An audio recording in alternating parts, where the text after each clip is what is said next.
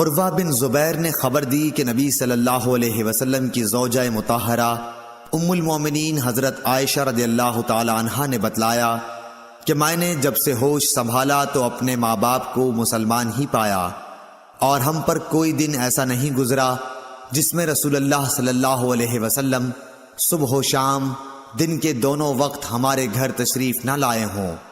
پھر ابو بکر رضی اللہ تعالی عنہ کی سمجھ میں ایک ترکیب آئی تو انہوں نے گھر کے سامنے ایک مسجد بنا لی، وہ اس میں نماز پڑھتے اور قرآن مجید کی تلاوت کرتے۔ مشرکین کی عورتیں اور ان کے بچے وہاں تعجب سے سنتے اور کھڑے ہو جاتے اور آپ کی طرف دیکھتے رہتے۔ حضرت ابو بکر رضی اللہ تعالی عنہ بڑے رونے والے آدمی تھے، جب قرآن کریم پڑھتے تو آنسوؤں پر قابو نہ رہتا۔ قریش کے مشرک سردار اس صورتحال سے گھبرا گئے۔ صحیح بخاری حدیث نمبر 476۔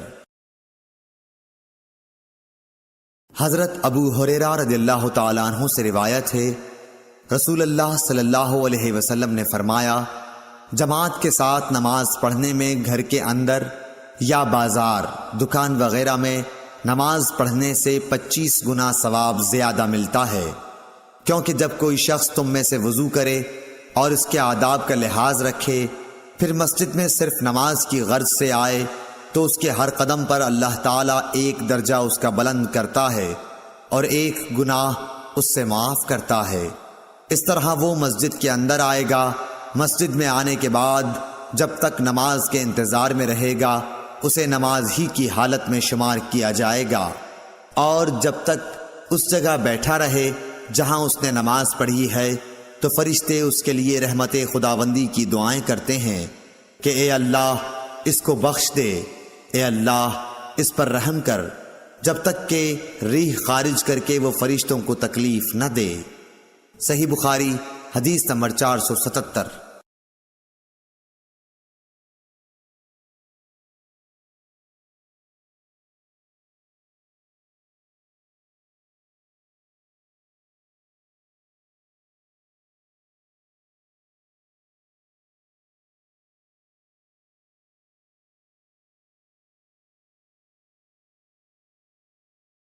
عبداللہ بن عمرو بن عاص رضی اللہ تعالی عنہ سے روایت ہے کہ رسول اللہ صلی اللہ علیہ وسلم نے فرمایا کہ عبداللہ بن عمرو، تمہارا کیا حال ہوگا جب تم برے لوگوں میں رہ جاؤ گے، اس طرح یعنی آپ نے ایک ہاتھ کی انگلیاں دوسرے ہاتھ میں کر کے دکھلائیں۔ صحیح بخاری حدیث نمبر 480۔ ابو موسیٰ اشعری رضی اللہ تعالیٰ عنہ سے روایت ہے، نبی کریم صلی اللہ علیہ وسلم نے فرمایا، ایک مومن دوسرے مومن کے لیے عمارت کی طرح ہے کہ اس کا ایک حصہ دوسرے حصے کو قوت پہنچاتا ہے، اور آپ نے ایک ہاتھ کی انگلیوں کو دوسرے ہاتھ کی انگلیوں میں داخل کیا۔ صحیح بخاری حدیث نمبر 481۔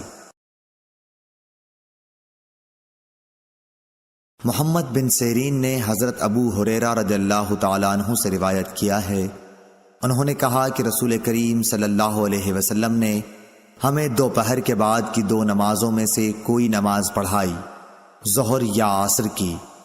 ابن سیرین نے کہا کہ حضرت ابو ہریرہ رضی اللہ تعالیٰ عنہ نے اس کا نام تو لیا تھا لیکن میں بھول گیا۔ حضرت ابو ہریرہ رضی اللہ تعالیٰ عنہ نے بتلایا کہ آپ نے ہمیں 2 رکعت نماز پڑھا کر سلام پھیر دیا، اس کے بعد ایک لکڑی کی لاٹھی سے جو مسجد میں رکھی ہوئی تھی آپ صلی اللہ علیہ وسلم ٹیک لگا کر کھڑے ہو گئے۔ ایسا معلوم ہوتا تھا کہ جیسے آپ بہت ہی خفا ہوں، اور آپ نے اپنے دائیں ہاتھ کو بائیں ہاتھ پر رکھا اور ان کی انگلیوں کو ایک دوسرے میں داخل کیا، اور آپ نے اپنے دائیں رخسار مبارک کو بائیں ہاتھ کی ہتھیلی سے سہارا دیا۔ جو لوگ نماز پڑھ کر جلدی نکل جایا کرتے تھے وہ مسجد کے دروازوں سے پار ہو گئے۔ پھر لوگ کہنے لگے کہ کیا نماز کم کر دی گئی ہے؟ حاضرین میں ابو بکر اور عمر رضی اللہ تعالیٰ عنہ بھی موجود تھے، لیکن انہیں بھی آپ سے بولنے کی ہمت نہ ہوئی۔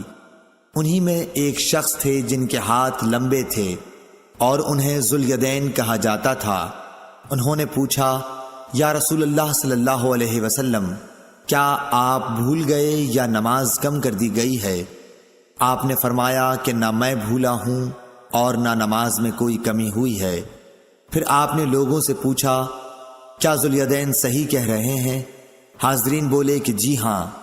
یہ سن کر آپ آگے بڑھے اور باقی رکعتیں پڑھیں، پھر سلام پھیرا، پھر تکبیر کہی اور سہو کا سجدہ کیا، معمول کے مطابق یا اس سے بھی لمبا سجدہ کیا، پھر سر اٹھایا اور تکبیر کہی، پھر تکبیر کہی اور دوسرا سجدہ کیا، معمول کے مطابق یا اس سے بھی طویل، پھر سر اٹھایا اور تکبیر کہی۔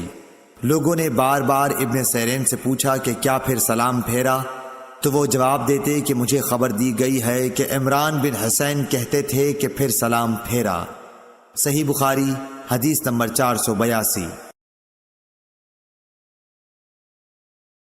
موسیٰ بن عقبہ نے کہا کہ میں نے سالم بن عبداللہ بن عمر رضی اللہ تعالیٰ عنہ کو دیکھا کہ وہ مدینے سے مکے تک راستے میں کئی جگہوں کو ڈھونڈ کر وہاں نماز پڑھتے اور کہتے کہ ان کے باب حضرت عبداللہ بن عمر رضی اللہ تعالیٰ عنہ بھی ان مقامات پر نماز پڑھا کرتے تھے، اور انہوں نے رسول اللہ صلی اللہ علیہ وسلم کو ان مقامات پر نماز پڑھتے ہوئے دیکھا ہے۔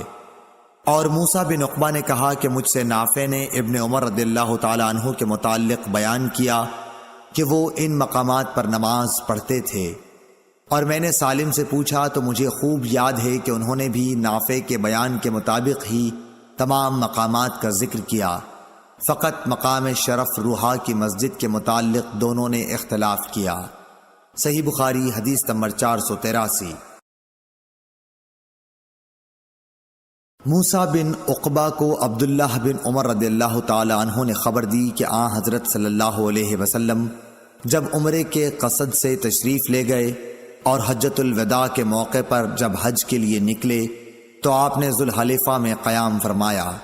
ذوالحلیفہ کی مسجد کے قریب آپ ایک ببول کے درخت کے نیچے اترے، اور جب آپ کسی جہاد سے واپس ہوتے اور راستہ ذوالحلیفہ سے ہو کر گزرتا یا حج یا عمرے سے واپسی ہوتی تو آپ وادی عتیق کے نشیبی علاقے میں اترتے، پھر جب وادی کے نشیب سے اوپر چڑھتے تو وادی کے بالائی کنارے کے اس مشرقی حصے پر پڑاؤ ہوتا جہاں کنکریوں اور ریت کا کشادہ نالہ ہے، یعنی بطحا میں۔ یہاں آپ رات کو صبح تک آرام فرماتے۔ یہ مقام اس مسجد کے قریب نہیں ہے جو پتھروں کی بنی ہے، آپ اس ٹیلے پر بھی نہیں ہوتے جس پر مسجد بنی ہوئی ہے۔ وہاں ایک گہرا نالہ تھا، عبداللہ بن عمر رضی اللہ تعالی عنہ وہی نماز پڑھتے۔ اس کے نشیب میں ریت کے ٹیلے تھے اور رسول اللہ صلی اللہ علیہ وسلم وہاں نماز پڑھا کرتے تھے۔ کنکریوں اور ریت کے کشادہ نالے کی طرف سے سیلاب نے آ کر اس جگہ کے آثار و نشانات کو پاٹ دیا ہے جہاں حضرت عبداللہ بن عمر رضی اللہ تعالی عنہ نماز پڑھا کرتے تھے۔ صحیح بخاری حدیث نمبر 484۔ عبداللہ بن عمر رضی اللہ تعالیٰ عنہ نے نافع سے یہ بھی بیان کیا کہ نبی صلی اللہ علیہ وسلم نے اس جگہ نماز پڑھی جہاں اب شرف روحا کی مسجد کے قریب ایک چھوٹی مسجد ہے۔ عبداللہ بن عمر اس جگہ کی نشاندہی کرتے تھے جہاں نبی کریم صلی اللہ علیہ وسلم نے نماز پڑھی تھی۔ کہتے تھے کہ یہاں تمہارے دائیں طرف جب تم مسجد میں قبلہ رو ہو کر نماز پڑھنے کے لیے کھڑے ہوتے ہو، جب تم مدینے سے مکہ جاؤ تو یہ چھوٹی سی مسجد راستے کے دائیں جانب پڑتی ہے، اس کے اور بڑی مسجد کے درمیان ایک پتھر کی مار کا فاصلہ ہے یا اس سے کچھ کم زیادہ۔ صحیح بخاری حدیث نمبر 485۔